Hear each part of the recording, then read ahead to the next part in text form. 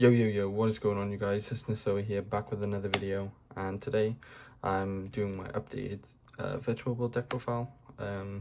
I did show off like a kind of new build on my tournament diary one, but this one's like changed up a lot since the first profile, so I did want to show this off, and it's probably the one I'm going to be taking to locals, so I'm going to be showing my side deck, just so you can see like what you can side in the deck and what I'm preparing for as well. So yeah.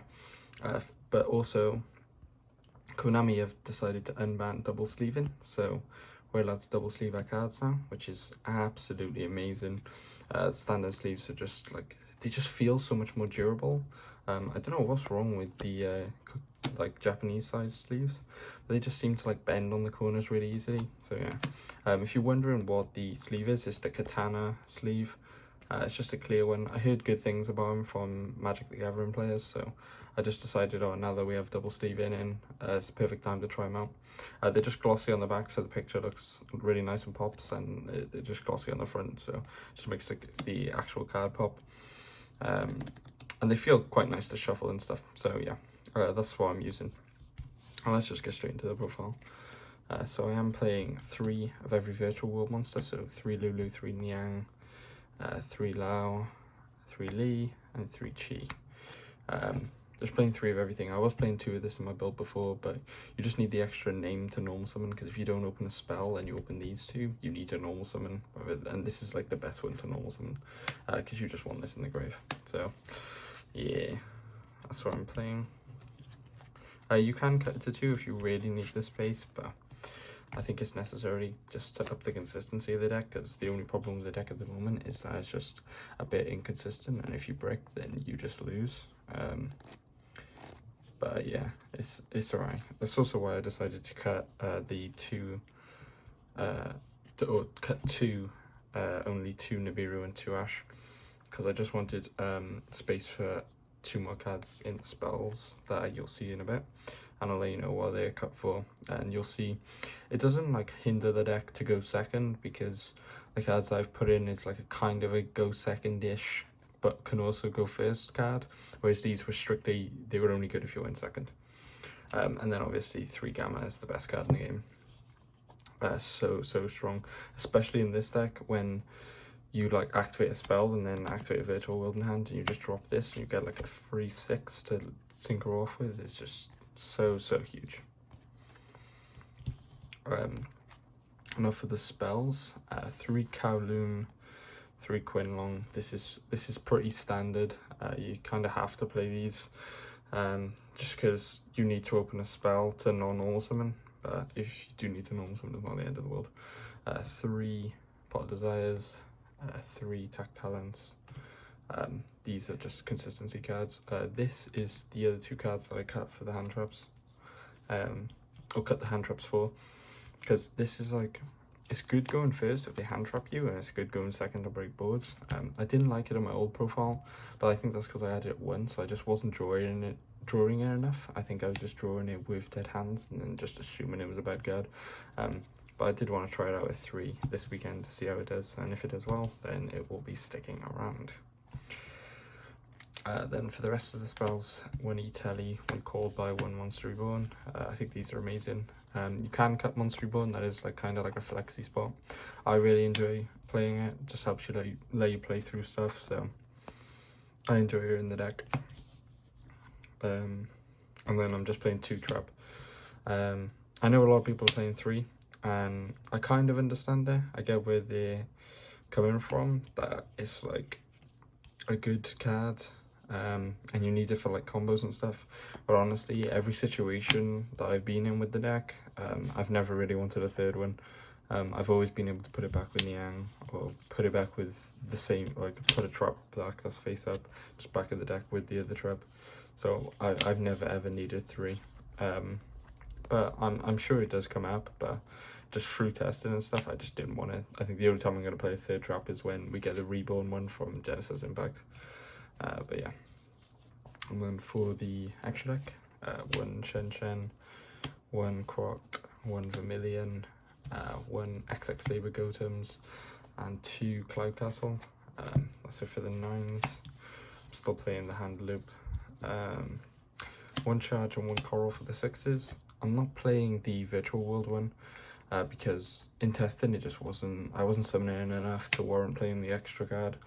And I also cut the Zolkin and the Clear Wing just because I wasn't making it enough.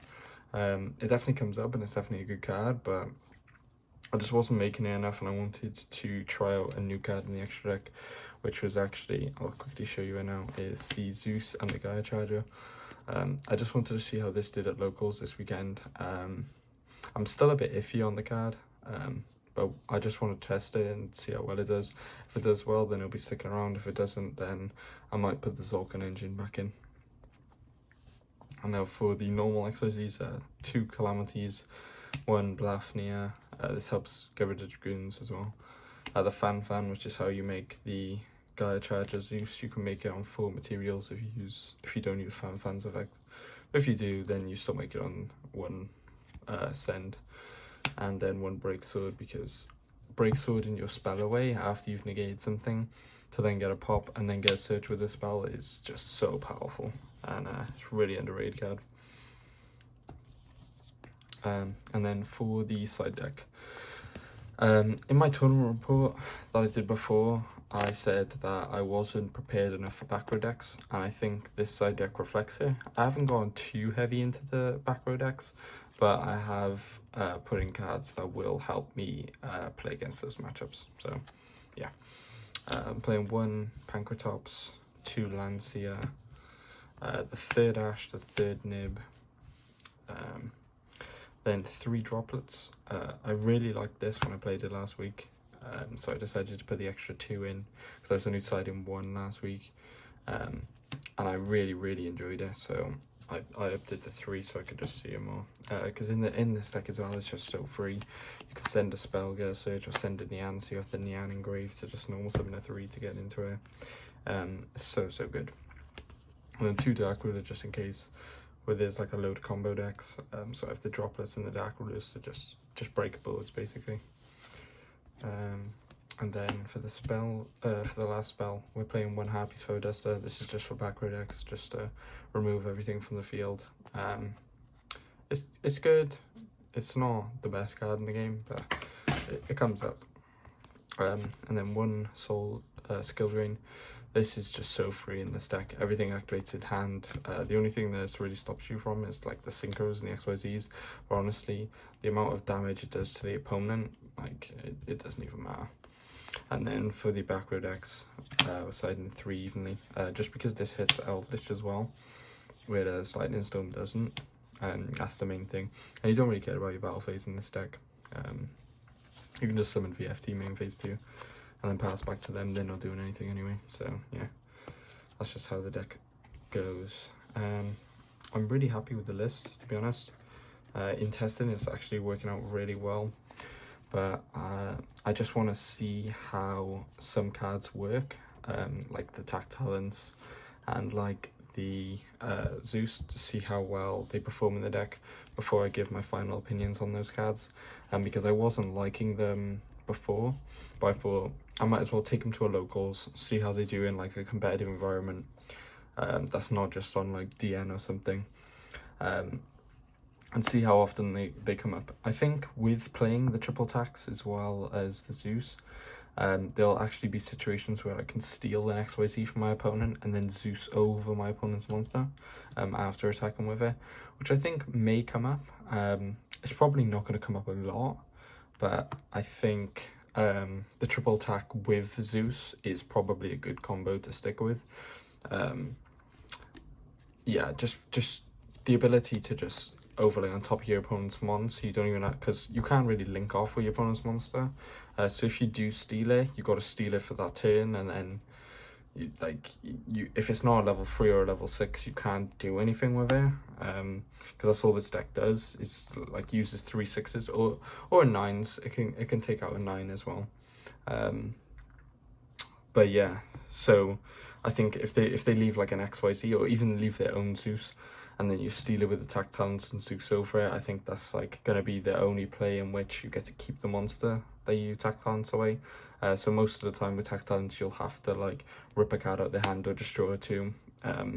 just because you can't do much with their monsters, but I think Zeus will give it the ability to be a bit more versatile with stealing monsters as well. So yeah, let me know what you guys think about the deck profile in the comment section. Let me know what you're testing in the deck and how you're finding the deck, or maybe some of your side options that you think are really good against like the meta, or just stuff that's at your locals. Definitely let me know in the comments, or head over to the Discord and drop some messages in there. Yeah, I think that's it for the video. Don't forget to like, comment and subscribe, and I'll catch you guys in the next one.